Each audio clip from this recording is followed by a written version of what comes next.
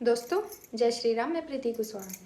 दोस्तों, अभी मैंने हाल ही में एक वीडियो देखा जिसमें दिखाया जा रहा था कि 2050 तक सोने के भाव लगभग 40 लाख रुपए प्रति 10 ग्राम हो जाएंगे।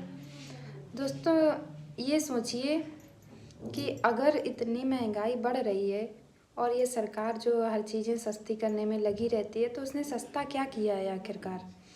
मैंने एक छोटा सा अभी हाल ही में जो 2-3 साल में परिवर्तन आने वाला है सोने चांदी पर, उस पर देखा तो उसमें भी दे रहा था कि 2030 में लगभग 5 लाख प्रति 10 ग्राम पहुंच जाएगा सोना। तो दोस्तों, सरकार यहाँ नौकरियाँ दे नहीं रही है, काम कहीं से हो नहीं रहा है। अगर कोई व्यक्ति कुछ भी करता है तो उस पर सरकार अपना टैक्स का डंडा लेकर खड़ी हो जाती है, और टैक्स उसने इतना भयंकर लगाया हुआ है कि भरने में बिल्कुल दिमाग हिला जा रहा है। तो इतना सोना चांदी जो सरकार इतनी इस तरह से इतना महंगाई लाती जा रही, करती जा रही है, उसमें ये नहीं समझ में आ रहा है कि आम आदमी कहाँ जाएगा, क्या करेगा, क्या खाएगा और अपनी सेविंग के लिए क्या बचाएगा। उसके पास तो कहीं से कुछ भी नहीं बच रहा है।